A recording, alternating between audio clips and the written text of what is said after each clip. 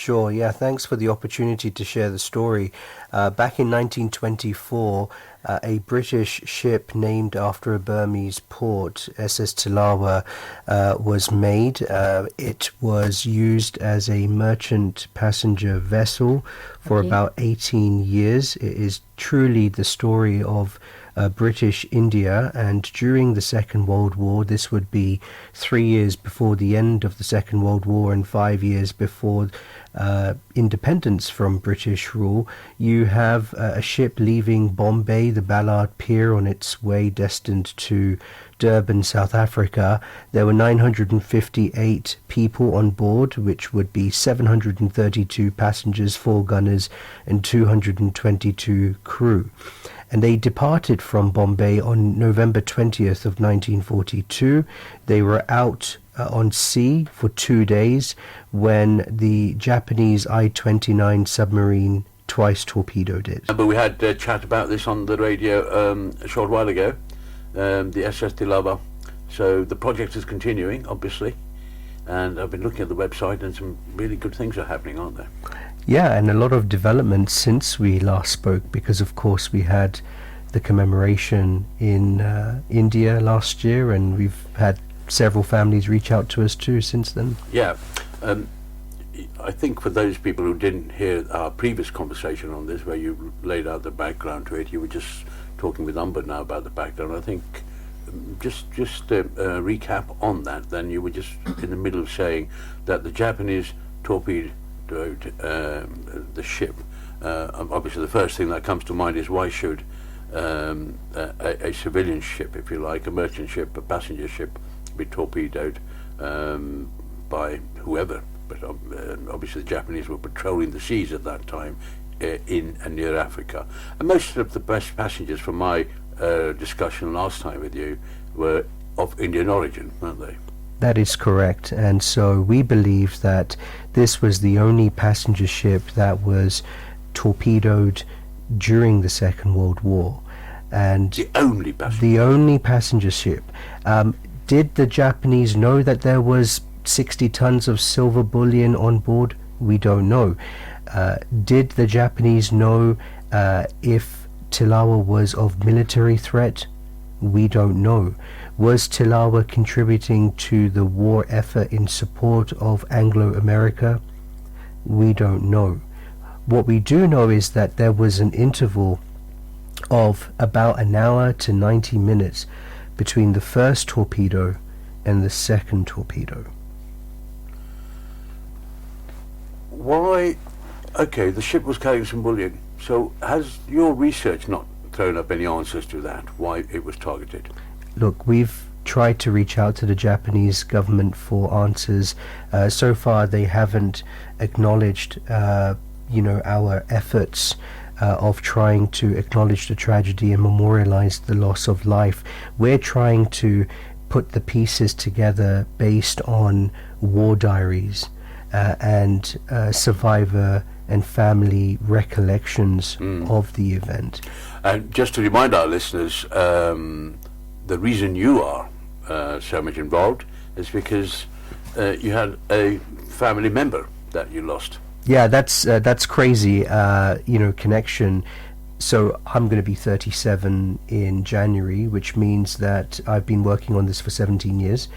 Back in October of 2007, my father, Kash Kumar, many listened to his show on this radio station. He had called me. I'm in the middle of preparing for my wedding in Canada. And he told me that he was speaking with my grandfather, who had revealed this black and white picture of this gentleman we'd never seen or known much about, and my grandfather reveals to my dad that this is his real father. And so all this time, the great-grandfather that I thought was my real great-grandfather was his uncle, beautiful human being Vallabhbhai Chibabai Solanki, who raised my grandfather as his own. But you see, my grandfather lost his dad, who drowned in 1942 with Tilawa. My grandfather was 9 years old. My great-grandfather would have been in his 20s. Yeah. So he was on that ship and drowned at that time, and that actually initiated your interest in the whole Tilawa project. It was a mental earthquake because, as you well know, as Indians, we respect our heritage. Absolutely. We respect our lineage and to continue that family name. And so to now think of this individual who was lost at sea, was forgotten about, nobody had ever made any effort to memorialize him. And I took that on as part of my family duty, and in the process try and serve the Commonwealth community too, with trying to bring some closure to the subject.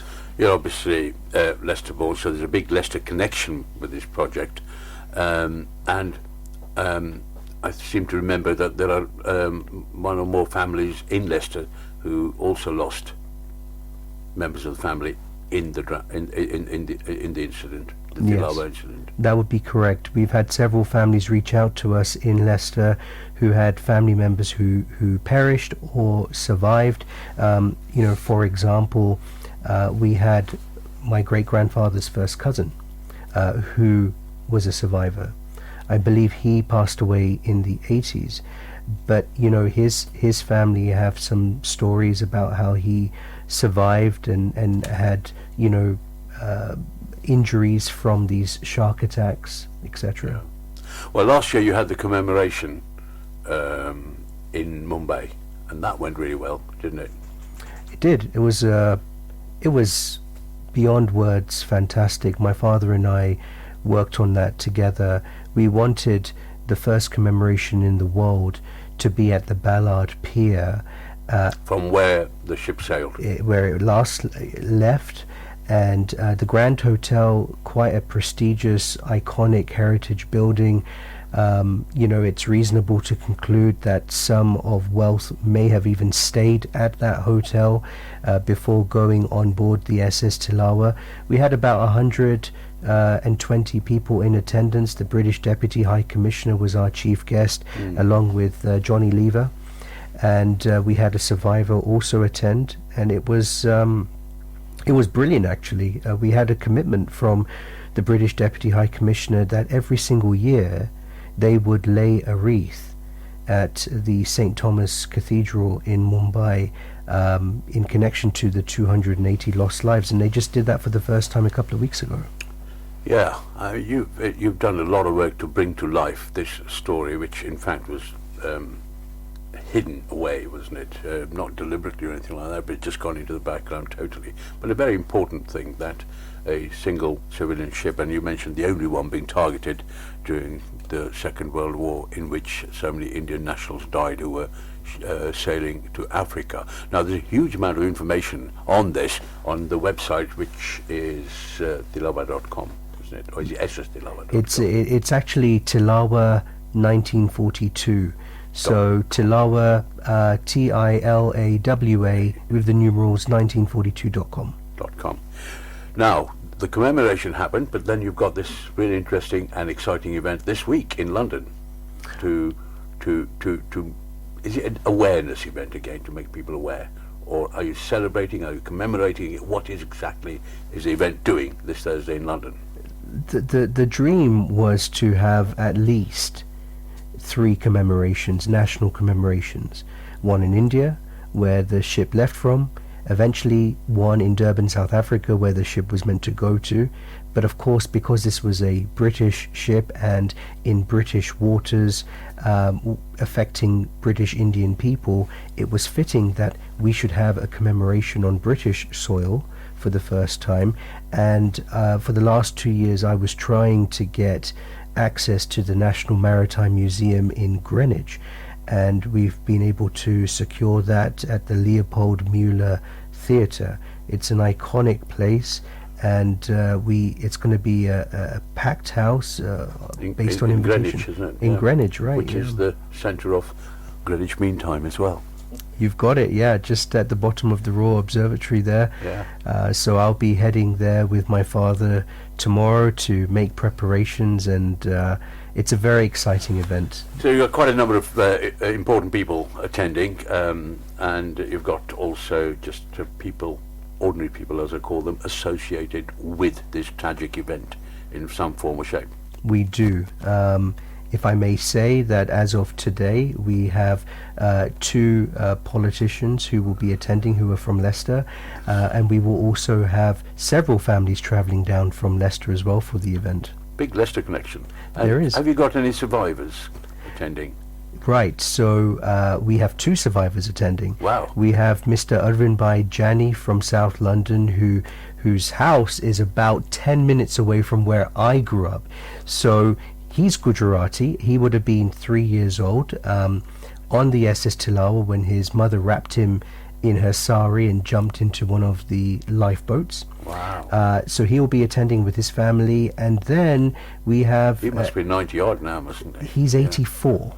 He's 84. Okay, my maths has never been good. Yeah. And then Mrs. Tej Purkash Mangat, who is a Sikh Punjabi from Cincinnati, Ohio, USA. She is in her early 90s. She was 9 years old when on Tilawa she lost her mother and her two younger brothers. She had no idea what happened to her family. She was in a lifeboat for 2 days. After 2 days, she finally got reunited with her father, who was floating on a raft rescuing a 6-year-old girl who found an onion floating in the water, and he was peeling one layer of onion at a time, trying to keep her survived because they had no idea how long they were going to be in the waters for. So to have these two known survivors with us, it's going to be just so moving for them. Will they be speaking at the event? Right, so this is a 2-hour program. Yeah. And the program itself, the itinerary, the agenda of it is, we'll have someone from the National Maritime Museum speak. I will participate and give an overview of the work that my father and I have done over the last 17 years. We will have an interview panel of various families, including the Janis and the Mungats.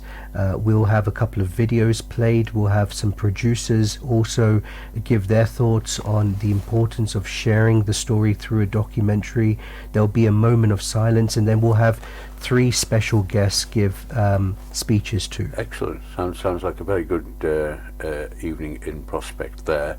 Now, as I mentioned, our listeners can find out a lot more about this on your website, and your contact numbers are there as well. I would imagine if somebody else suddenly says, "Oh, I remember something about this," your contact numbers, your details are all on your website, I would presume. We do, and we continue to receive emails, info@tilawa1942.com. Excellent. I look forward to the event on Thursday. Just one more thing. What is the end objective? Great question. There are 2 objectives for me personally.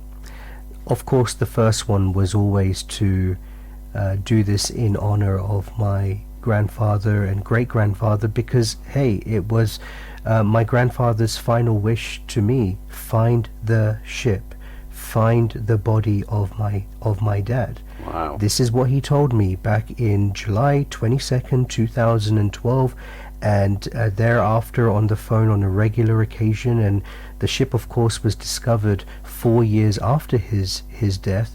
So, that's always one of my key motivators. But Yes. the second is, again, this is an act of international service to raise awareness, to get acknowledgement, to memorialize the loss of life, to connect families together.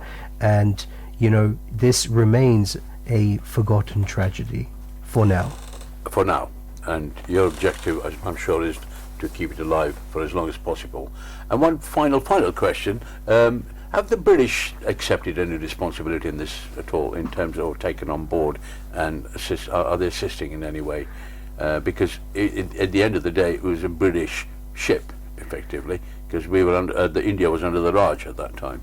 It was, and this is always an interesting question when it comes to any historical event during the war. Who is to blame? Look, we all humbly acknowledge that during conflict, you're always going to have each party having their own narrative.